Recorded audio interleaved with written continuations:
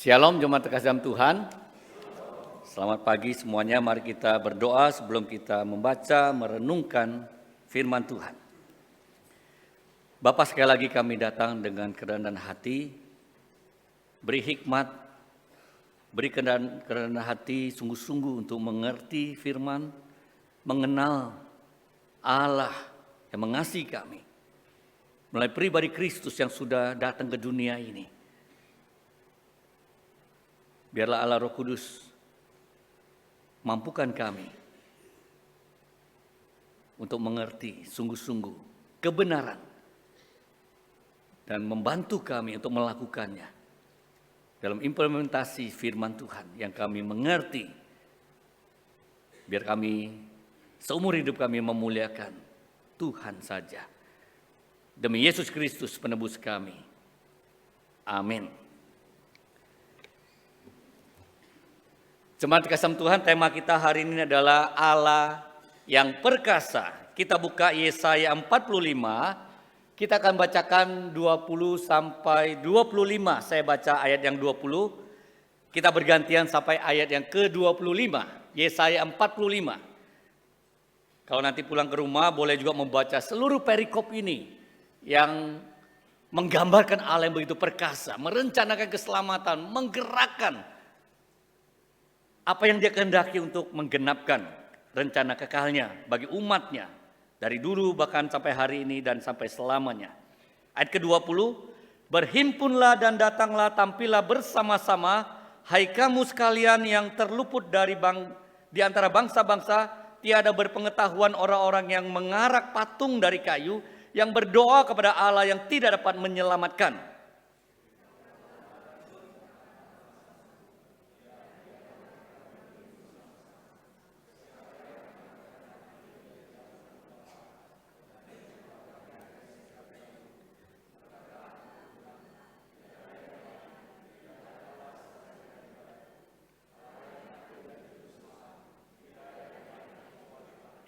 Berpalinglah kepadaku dan biarkanlah dirimu diselamatkan, hai ujung-ujung bumi, sebab akulah Allah dan tidak ada yang lain.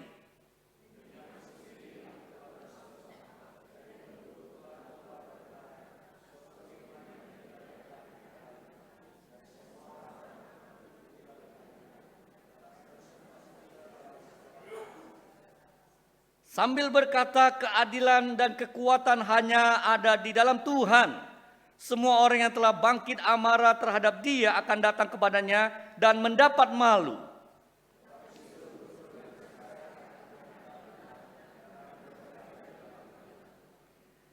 Gambaran ini sangat cocok kepada sosok Allah yang perkasa di dalam Yesus Kristus yang nanti kita akan pelajari.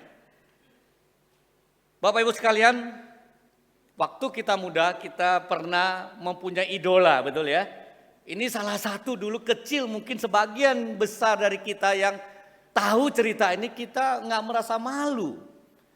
Kita diidentikan dengan sosok dewa dikatakan atau siluman kera istilahnya. Atau kita namakan Sung Gokong ya. Waktu kita di kecil orang bercanda taruh ekor-ekoran ya. Kita lagi nggak tahu ditempelin kertas yang panjang, jalan diketawain semua, kita marah, kita malu, betul nggak? Tapi kalau kita lagi, habis nonton Sung Gokong, kita merasa, bangga. Kita malah manjat pohon, garuk-garuk kepala ya. Aku Sung Gokong, aku punya power, aku bisa mengalahkan musuh, bahkan siluman yang aneh-aneh, yang jahat-jahat. Terus aku bisa masuk kepada tubuh seseorang, bisa mempengaruhi dia sampai dia kalah, dia muntah, dia pusing, apalah sebagainya. Ini salah satu superhero kita ya. Dulu kita merasa, ini hebat ini ya. Kita juga ada sosok yang lain, superhero bagi kita. Ini yang perkasa. Manusia hijau ini, waktu dia jadi manusia biasa saja, orang baik biasa. Tapi waktu dia emosi, dia tidak bisa mengendalikan diri. Tiba-tiba dia berubah menjadi makhluk hijau. Terus dia musuh-musuhnya dihancurin. Intinya dia juga menolong orang lain. Orang yang jahat dikalahkan. Ini penolong nih. Kita semua bangga, gak mau dia kalah ya. dia harusnya menang. Figur superhero lain lagi. Bahkan sampai hari ini dan mungkin terus menerus ya. Kita harapkan wah ini Spider-Man dari satu nggak tahu sampai ke berapa lagi ya. Tiba-tiba digigit oleh laba-laba tertentu. Cuman dia yang dapat ya, kenapa orang lain enggak ya? Cuma satu orang yang dapat gitu ya. Nanti ceritanya pasti ada beberapa orang bisa juga ya. Yang lain dapat lawan dia, wah itu kreativitas Pak Handri lah yang paling kreatif ya, bikin sandiwara ya, bikin film. Ini superpower yang ada pada sosok superhero yang kita harapkan, wah ini penolong bagi umat manusia. Ini yang mengalahkan kejahatan. Ini yang diharapkan yang dibuat oleh Hollywood dan sebagainya. Untuk membuat manusia, wah kalau ada sosok seperti ini, kayaknya umat manusia tenang. Kita dibius oleh superhero seperti itu. Pada saat Alkitab menggambarkan, menceritakan kisah Allah yang perkasa, ternyata Allah yang adalah lahir menjadi manusia. Allah yang perkasa dalam kitab Yesaya 9 dan 6 dikatakan Allah yang perkasa. Justru jauh dari sambutan manusia. Yesaya ini ratusan tahun sebelum Yesus datang. Dinubuatkan begitu spesifik. Umatnya akan dibebaskan. Umatnya akan memiliki Allah yang perkasa. Dikatakan Allah yang bisa menolong umatnya. Tetapi pada saat dia datang ke dunia ini, merasa tidak perlu, tidak ada sambutan meriah. Bahkan umatnya sendiri menolak dia. Dalam Yohanes 1 ayat 10 dituliskan di situ, Yesus ia telah ada di dalam dunia dan dunia dijadikan olehnya. Ini Yesus pribadinya. Dunia dijadikan olehnya Yesus. Tetapi dunia tidak mengenalnya. Mau menggambarkan dunia tidak mau mengenalnya. Yesus datang kepada milik kepunyaannya, tetapi orang-orang kepunyaannya itu tidak menerimanya. Jadi kelahiran Yesus, istilah lahir hanya dia menjadi manusia dia lahir. Tapi ternyata dia datang, artinya dia punya eksistensi, dia datang. Bukan lahir baru eksistensi itu ada dalam diri dia. Sang Allah perkasa datang menjadi manusia kepada dunia yang dijadikannya. Dunia tidak mengenalnya. Dunia kepada milik kepunyaannya, mereka tidak menerimanya. Ini menggambarkan satu kondisi di mana persis seperti orang durhaka. Yang tidak mau mengenal orang tua yang melahirkan dia, kira-kira begitu. Analogi lain lagi adalah seperti hamba kita di rumah, ART kita di rumah. Kita pergi jalan-jalan nanti, tiba-tiba kita pulang, dia bilang nggak ada tempat lagi, ini rumah, aku klaim, aku udah gembok. Kamu percayakan kunci, ini rumahku. Keluar, kamu nggak boleh masuk sini lagi. Kita manusia, waktu Yesus datang kepada milik kepunyaannya, tidak menerima dia. Matius 1 ayat 34, kata Maria kepada malaikat itu yang berkata kepada dia.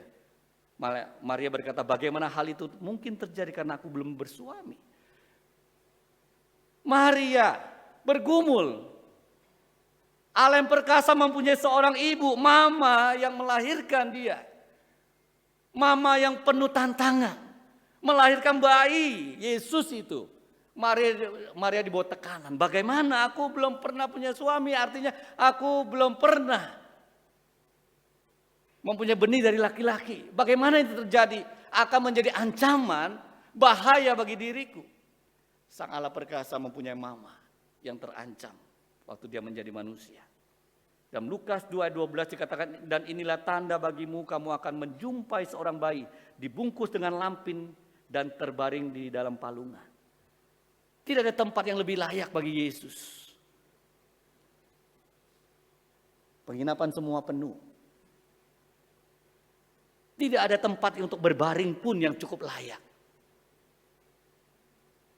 Dia dibaringkan di palungan, tempat makan binatang.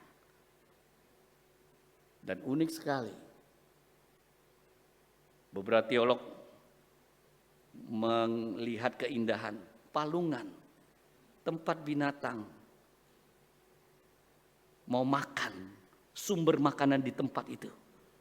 Yesus waktu dia mau mati, dia mengadakan perjamuan terakhir bersama murid-muridnya. Dan dia mengundang untuk makan bersama malam terakhir sebelum Paskah. Allah yang perkasa lahir dibaringkan hanya di palungan. Lukas 2:20, maka kembalilah gembala-gembala itu sambil memuji memuliakan Allah karena segala sesuatu yang mereka dengar dan mereka lihat semuanya sesuai dengan apa yang telah dikatakan kepada mereka. Pada hari kelahirannya pertama-tama hanya gembala-gembala dicatat dalam Alkitab. Orang Majus itu nanti setahun lebih kemudian baru nyampe ke rumah di mana Yesus sudah menjadi anak. Pada malam pertama malaikat mengatakan pada gembala-gembala yang sederhana. Mereka lihat Yesus yang sudah lahir dibaringkan di palungan dengan lampin. Mereka takjub. Bukan hanya melihat bayi siapa yang lahir yang biasa. Mereka takjub, malaikat berkata, hari ini telah lahir bagimu juru selamat di kota Daud. Juru selamat. Mereka tahu itu adalah pengharapan besar, Mesias yang lahir. Dan waktu mereka bergembira, bersukacita memuliakan Allah, mereka memberitakan kepada banyak orang. Alkitab tidak mencatat ada orang lain datang melihat Yesus. Penginapan yang penuh, orang-orang yang begitu banyak di tempat itu, tidak dicatat mereka datang mencari Yesus.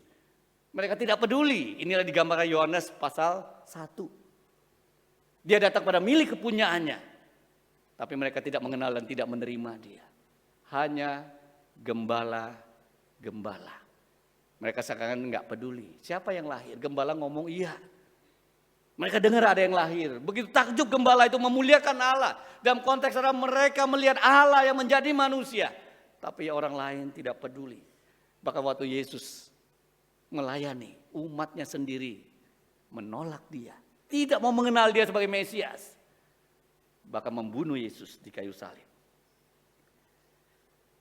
Allah yang perkasa yang dicatat dalam Yesaya pasal 9. Kita perhatikan. Sebab seorang anak telah lahir. Yesaya menuliskan satu nubuat. Nanti ratusan tahun kemudian dia juga nggak tahu kapan. Tapi dia akan telah lahir. Untuk kita. Seorang putra. Telah diberikan untuk kita. Ada orang ateis, skeptis mengatakan. Ini bukan tentang Mesias. Ini bukan nubuat, ini sudah ada orang itu. Orang yang lahir di zamannya raja akan meneruskan Raja Ahaz menjadi Raja Yehuda. Dari keturunan Daud. Ini bukan tentang Yesus Kristus. Ini telah kok, telah. Past tense. Past perfect, udah terjadi. Kira-kira begitu. Dalam bahasa Ibrani, para nabi, hampir semua nubuat tulis dengan seperti past tense. Sudah terjadi. Itulah firman Tuhan. Allah yang bernubuat dituliskan dengan sudah terjadi. Luar biasa. Orang skeptis mengatakan ini bukan nubuat. Orang ateis mengatakan ini bukan tentang Yesus. 2 hari lalu saya telepon WA dulu yang beberapa teman ke Israel, guide kita yang sangat fasih bahasa Indonesia, Pak Nisim itu ya. Saya bilang, Pak Nisim, Yesaya 96 kenapa pakai bahasa past tense? Dia lagi sibuk ya, saya lagi bawa rombongan Pak Nawi ya. Dia bilang, Pastor, saya lagi bawa rombongan. Rombongan dari mana saya penasaran? Rombongan Indonesia, dia foto ini ya. Di Israel masih loh, orang hebat sekali mereka ya. Masih jalan-jalan rohani kira-kira begitu ya. Temannya mengatakan, Pak, ini semua kitab Yesaya. Yesaya bin Amos, ini penulisnya. Semua kitab itu adalah nubuat tentang umat Tuhan. Bagi orang Yahudi, ini adalah nubuat semuanya Yesaya. Sampai hari ini orang Jewish, kitab Yesaya adalah kitab nubuat isinya. Tapi saya, orang yang nama Yahudi, agama Yahudi, mereka tidak percaya Yesus sudah datang. Nubuat ini mereka masih tunggu Mesias. Padahal begitu jelas. Nah, ada orang lain juga mengatakan, ini keturunan raja bukan tentang Mesias. Bukan tentang Tuhan Yesus yang datang ke dunia ini. Termasuk Pak Nisim itu. Ini gak ada hubungannya, ini nubuat. Tapi nggak ada hubungan dengan Mesias katanya yang datang. Bapak Ibu sekarang, tapi kalau kita melihat semua titel yang disandang seorang putra yang telah lahir itu. Penasihat ajaib, Allah yang perkasa, Bapa yang kekal, Raja damai, tidak pernah disandang oleh siapapun manusia. Raja yang paling hebat, tidak berhak dan tidak bisa menyandang hal itu. Bahkan kalau kita lihat kekuasaannya, damai sejahtera tidak akan berkesudahan. Waktu Tuhan menjanjikan kerajaan Daud akan selama-lamanya, di dalam 2 Samuel pasal 7 itu juga selama-lamanya keturunan Daud, tatanya nggak mungkin Daud selama-lamanya dia mati setelah itu. Ini ada nubuat tentang Yesus akan datang. Keadilan kebenaran dari sekarang sampai selama-lamanya. Pribadi itu sampai selama-lamanya. Ini sesuatu yang sangat meneguhkan kita sebagai orang Kristen. Yang melihat bagaimana Alkitab begitu jelas, detail menubuatkan kedatangan Yesus Kristus. Dan dia sudah datang.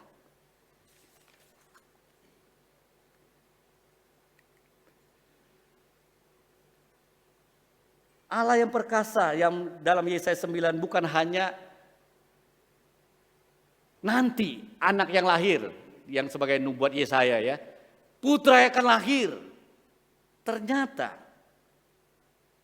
Allah yang perkasa itu El Gibor, Allah yang perkasa. Kalau kita perhatikan for the Lord itu hurufnya huruf besar semua. Who is the King of the glory, the Lord. Itu huruf besar semua di dalam bahasa Indonesia. Di Alkitab kita hurufnya adalah Tuhan, semuanya besar. Itu adalah Yahweh. Yahweh atau Jehovah. Yang disebut dengan El Gibor, Allah yang perkasa. El itu adalah Allah, kalau istilah terjemahan di bahasa Indonesia kita. Atau God di dalam bahasa Inggris. Allah yang begitu perkasa, dia menyelamatkan umatnya sejak perjanjian lama. Dia berperang bagi umatnya. Nah ini kita perhatikan. Dari perjanjian lama jelas sekali, Musa mengeluarkan tangannya ke atas laut, maka menjelang pagi berbagai air laut ke tempatnya. Sedang orang Mesir menuju air, demikianlah Tuhan, Yahweh mencapakan orang Mesir ke tengah-tengah laut. Dengan badai, dengan angin, laut itu terbelah. Allah Yahweh mengerjakan itu. Lalu Yosua berbicara kepada Tuhan, Yahweh. Pada hari Tuhan menyerahkan orang Amori kepada orang Israel, ia berkata di hadapan orang Israel, matahari berhenti di atas Gibeon, bulan berhenti di atas Ayolan. Ayalon ya, terbalik ya bacanya ya. 1 Raja 17:22, Tuhan sekali lagi huruf besar semua mendengarkan permintaan Elia dan nyawa anak itu pulang ke dalam tubuhnya sehingga ia hidup kembali. Tuhan yang sama sudah menghidupkan orang mati melalui nabinya di tempat ini. Mari kita kembali ke ayat yang kita baca, Yesaya 45. Kalau kita membaca di situ, akulah Tuhan. Semua tokoh di situ adalah Tuhan dengan huruf besar semua. Akulah Yahweh. Tidak ada yang lain. Kecuali aku, tidak ada Allah, tidak ada El yang lain. Tidak ada Elah yang lain. Tidak ada God yang lain. Sekalipun kau tidak mengenal aku, supaya aku orang tahu dari terbitnya matahari sampai terbenamnya bahwa tidak ada yang lain di luar aku. Akulah Yahweh dan tidak ada yang lain. Akulah yang menjadikan bumi dan menciptakan manusia di atasnya. Akulah itu adalah Yahweh. Sekali ya. Yang menjadikan bumi. Tangankulah yang membentangkan langit dan akulah yang memberi perintah kepada seluruh tentaranya. Akulah yang menggerakkan Kores. Untuk maksud penyelamatan, ini bukannya penyelamatan umat Tuhan, nanti adalah dikatakan dalam konteksnya menyelamatkan umatnya dari seluruh dunia. Termasuk kita. Nubuatan dari Yesaya ini kepada umat Tuhan akan dilepaskan melalui Kores. Tuhan beri dia kuasa, beri dia hebat, dia menang. Tujuan untuk penyelamatan dan nubuat gambaran Yahweh akan merencanakan keselamatan, menyelamatkan kita.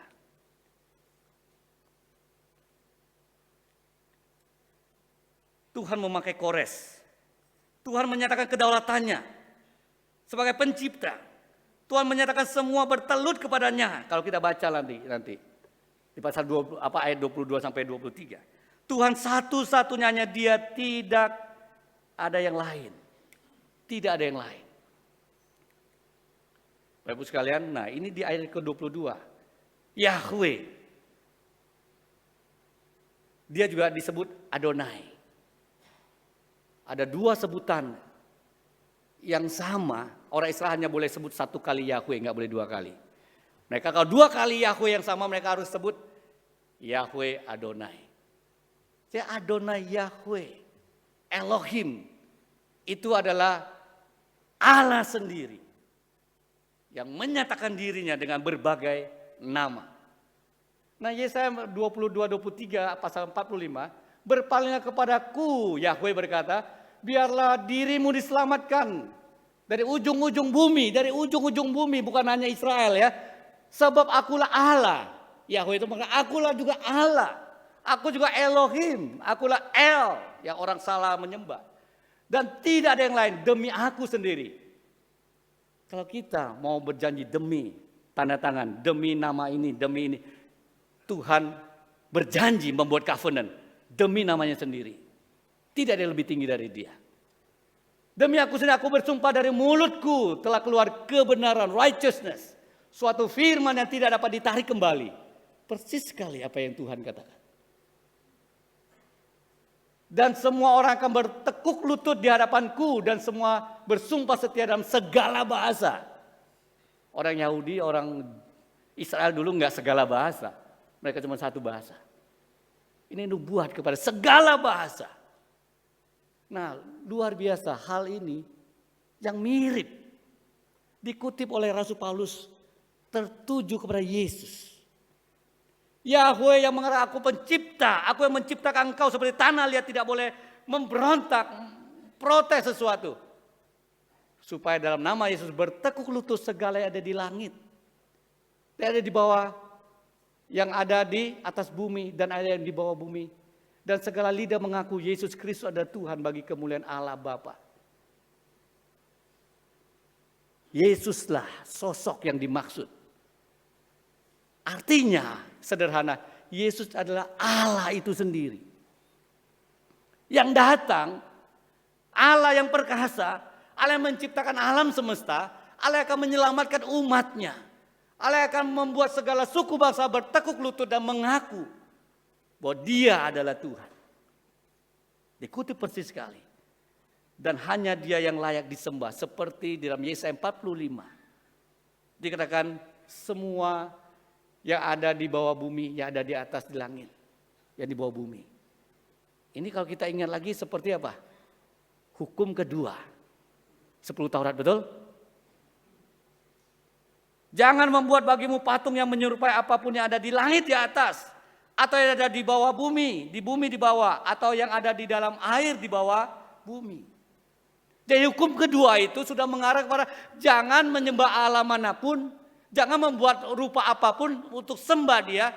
Itu Allah yang di dalam perjanjian lama yang diperintah Musa kepada Musa itu 10 hukum. Itu tertuju kepada Yesus. Nggak boleh ada yang menyembah selain Yesus. Semuanya bertekuk lutut hanya harus menyembah kepada Yesus. Jadi kita harus menyembah Allah yang perkasa. Jangan lagi kita terpengaruh pada budaya atau kepercayaan. Masih banyak jemaat waktu keluarga dipanggil Tuhan. Saya hari kedua nggak boleh keluar. Saya waktu papa, mama atau saudara meninggal, saya nggak boleh lihat dia karena saya dibawa oleh kuasa tertentu, nggak tahu siapa. Jadi tradisi-tradisi yang seperti tidak ada mengkaitkan pengertian Allah yang sudah menyatakan diri, yang sudah mengatakan ikutlah firman Tuhan. Gereja tidak anti. Misalnya orang yang kita kasih meninggal, taruh sesuatu yang kita sebagai kenangan. Ini milik dia yang gak ada yang pakai, taruh. Silakan. Tapi jangan punya pengertian. Semua yang, wah kalau saya gak taruh nanti kasihan dia. Ini yang dia sangat suka, dia bisa mungkin pengen ya. Nanti dia mungkin sedih kalau saya gak. Jadi kita tuh terbawa budaya. Mau taruh semua barang berharga, masukin semua dia, semua baju buat apa misalnya ya. mungkin pikir, wah buat inilah punya dia semua. Bu Marta, suaminya meninggal puluhan tahun lalu, jasnya kasih saya, masih ada tuh, saya pakai. Katanya ini, Pak Nawi ini, suami saya kecil sama kayak kamu, biru-biru ya. Itu bagus. Bukan kita ketakutan, kita punya Tuhan yang mengatasi alam semesta, semua ciptaan, semua makhluk apapun yang di atas, di bumi, di bawah bumi.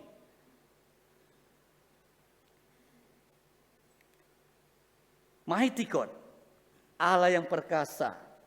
Dalam perjanjian baru, dalam diri Yesus Kristus lahir menjadi seorang putra. Kita membaca perjanjian baru, kita melihat bahwa Yesus adalah Yahweh yang datang. Dia Allah. Sederhana, dia Allah namanya. Paham kita mau istilah apapun kalau kita bingung ya. Dia Allah itu ada, dia Tuhan. Dia pencipta alam semesta. Dia pencipta kita. Tapi dikatakan dia lahir jadi manusia. Tapi bukan waktu dia lahir baru dia ada. Dia mengatakan waktu dia di sinagog tempat orang beribadah, aku ada sebelum Abraham ada. Jadi dia katakan, before Abraham was, I am. Yesus, I am. Yesus yang adalah aku, dia Tuhan. Dan dia mengatakan aku adalah Alfa dan Omega. Yesus mengatakan I am the way, I am the truth and the life. I am the breath of the life. I am the living water. Yesus kata I am. Dan dia akan datang kembali. Tidak diragukan sekali. Saya akan bacakan beberapa yang kita supaya kita lebih mantap. Yesus mengubah air menjadi anggur. Yesus memberi makan 5.000 orang laki-laki.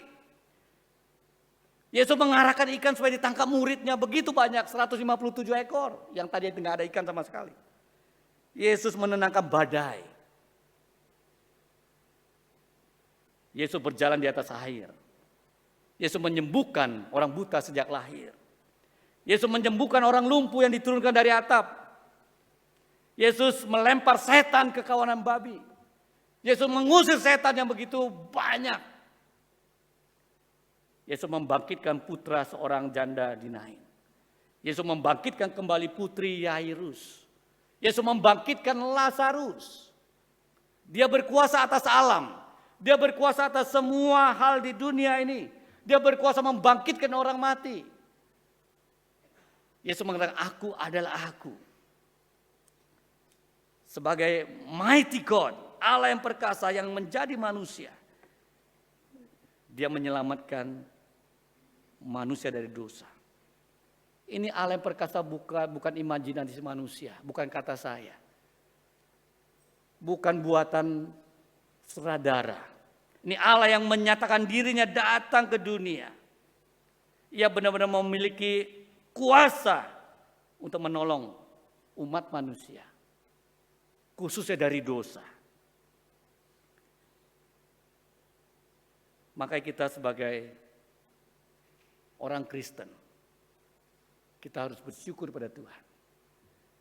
Api yang membakar itu, yang menghanguskan itu menjadi baik.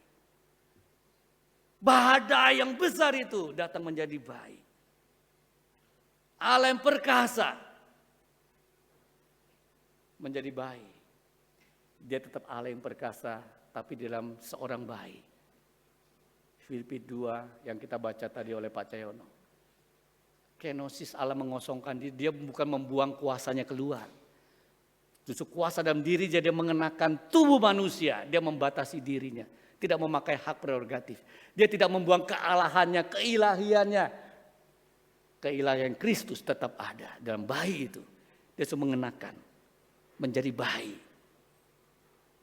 Dia tidak melakukan hak prerogatif dia sebagai Allah dalam waktu-waktu tertentu.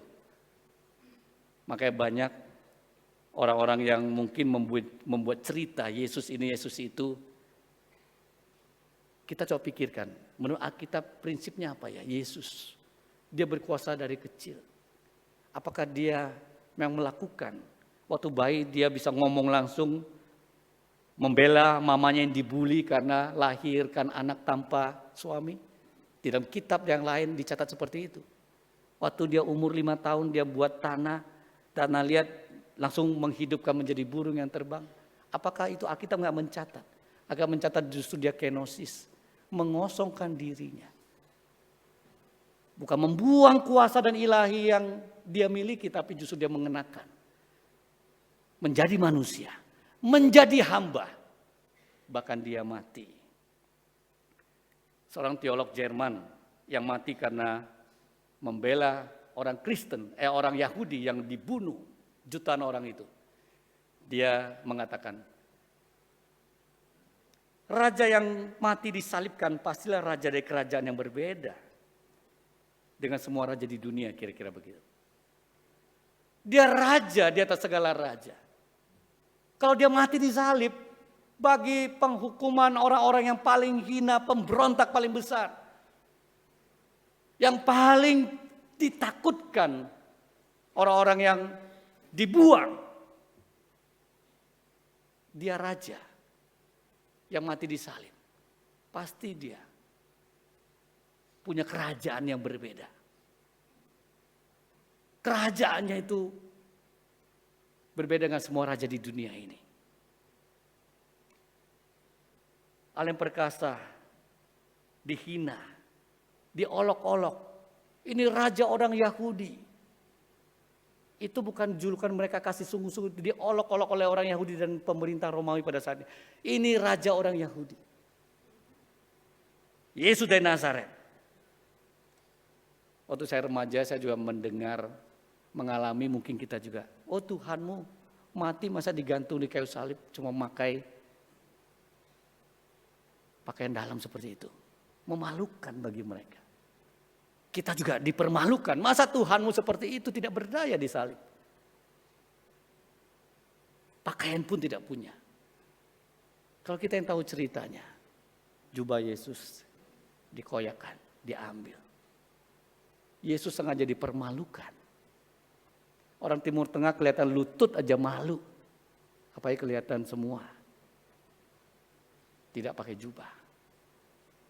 Sampai hari ini orang Timur Tengah, laki-laki umur 12 tahun ke atas tidak boleh pakai baju di atas celana atau jubah di atas lutut kan? Bukannya perempuan, laki-laki. Kita lihat semua Timur Tengah yang lain.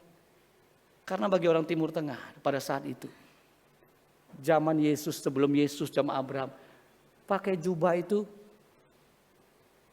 di bawah lutut sampai hampir ke mata kaki. Karena kelihatan lutut itu memalukan. Maka waktu perumpamaan Alkitab menuliskan anaknya hilang. Timur Tengah beberapa terjemahan tema yang diberikan LAI itu mereka nggak pakai. Mereka tulis apa? The running father. Bapak itu lihat anak yang kembali, dia lari, dia angkat jubahnya kelihatan lutut. Malu-malu nggak apa-apa, anakku kembali. Dia menyambut. Mempermalukan diri sendiri, itulah yang Yesus lakukan. Itulah Yesus lakukan di kayu salib. Dia mati di kayu salib. Bukan hanya kelihatan lutut. Memalukan sekali. Itulah penghinaan kepada salib. Tapi apa Yesus lakukan adalah untuk menebus dosa kita.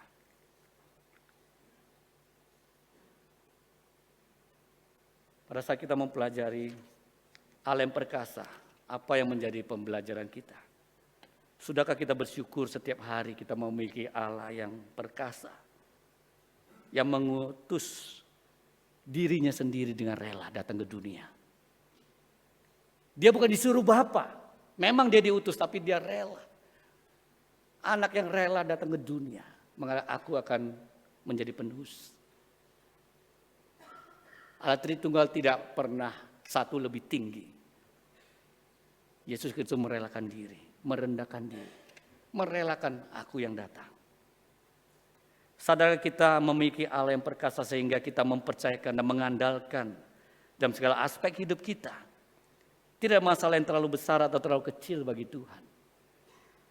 Tapi jangan sebaliknya, Kita hanya mengatakan, Tuhan Kau Allah perkasa. Apa yang aku mau Tuhan selesaikan. Harusnya adalah ada rasa hormat, takut kepada Allah yang perkasa, gentar. Membuat kita betul-betul menghormati kekudusannya. Pada saat kita ingin berbuat dosa, kita ingat Tuhan yang perkasa, kita takut dan malu. Waktu kita jatuh dalam dosa, Allah yang perkasa itu dia mengatakan, aku juga Allah yang menjadi bayi. Mau beserta dengan engkau. Aku mengasihi engkau. Kita nggak gentar terus kita lari. Tapi kita gentar, kita menghampiri bayi Yesus yang manis. Bayi Yesus yang mungil karena dia datang untuk mengasihi kita. Dia datang untuk menyertai kita. Di momen Natal ini kiranya kita diingatkan kembali bahwa kita memiliki Allah yang perkasa, yang real. Bukan superhero buatan manusia. Bukan hanya untuk membebaskan kita dari masalah-masalah kehidupan sehari-hari. Kalau Allah yang perkasa kita tanya, Tuhan aku sakit sembuhkan, Tuhan aku perlu bisnis yang lancar, lancarkan. Kita hanya memperlakukan dia seperti dewa-dewa yang kita kagumi. Atau superhero yang kita kagumi. Kalau kita tahu ya Allah perkasa, dia layak disembah.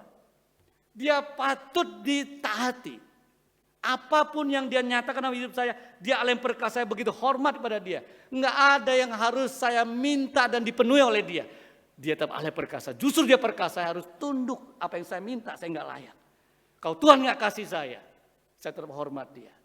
Hidupku sesusah apapun, saya taat pada dia. Dia sudah memberi teladan, dia mati bahkan di kayu salib untuk saya. Kita boleh minta Tuhan menyembuhkan, menolong, menyelesaikan masalah kita. Tapi jangan mengatakan, kok mana Tuhan? Katanya perkasa, kok nggak bisa ini? Kok aku mau ada acara kenapa hujan Tuhan? Mana badai yang dihentikan oleh Tuhan? Kita mengatakan Allah perkasa tapi kita mengkerdilkan dalam hidup kita sehari-hari. Seluruh catatan Alkitab Allah yang perkasa. Di atas semua detail kehidupan manusia, dia merencanakan kekekalan bagi kita umatnya. Tapi dia tetap mengasihi kita. Jangan juga lari pada dia dari masalah paling kecil pun. Dia tahu pergumulan kita, dia mengasihi kita. Tapi hati kita tetap dengan taat. Tuhan, apapun yang saya minta, tidak Tuhan kabulkan. Engkau tetap dimuliakan. Engkau tahu Allah yang perkasa. Aku bersyukur. Kira Tuhan memberkati kita. Satu pujian, Kau yang terindah, menggambarkan Tuhan yang indah, Tuhan yang manis. Tuhan juga yang membuat mulut mengaku dan lutut bertelut. Kita naikkan pujian ini sebagai satu pujian kepada Tuhan dan iman kita.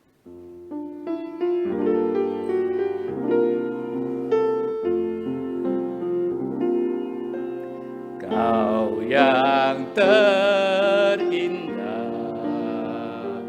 di dalam hidup ini, tiada Allah Tuhan yang seperti Engkau, besar perkasa penuh kemuliaan. Kau yang termanis, Kau yang termanis di dalam hidup ini. Ku cinta Kau lebih dari segalanya, besar kasih setiamu kepadaku. Ku sembah Kau ya Allahku, ku tinggikan namamu selalu. Tiada lutut tak bertelut menyembah Yesus Tuhan Rajaku. Ku sembah Kau ya Allahku, ku tinggikan namamu selalu. Semua lidah kan mengaku Engkaulah Yesus Tuhan Tuhan Rajaku. Bapa di surga, semua ucapan kami tidak cukup menggambarkan kekaguman kami, hormat kami kepada Allah Tritunggal, Allah Yesus Kristus yang datang lahir, Allah yang perkasa menjadi baik, hidup bersama-sama dengan manusia, bahkan memberi dirinya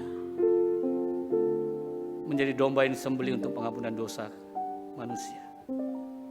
Kami yang diampuni, biar kami terus kagum, hormat Allah yang perkasa. Pakailah hidup kami, bagaimanapun keadaan hidup kami, menderita dalam berbagai masalah, baik tubuh kami jasmani, permasalahan di dalam pemikiran kami, relasi kami, apapun itu, kami mau kembali kepada Allah yang perkasa. Kami mau menyembah hanya kepada Allah yang perkasa. Terpuji namamu. Demi Yesus Kristus, Allah yang perkasa, yang sudah datang dan yang akan datang kembali, kami berdoa. Amin.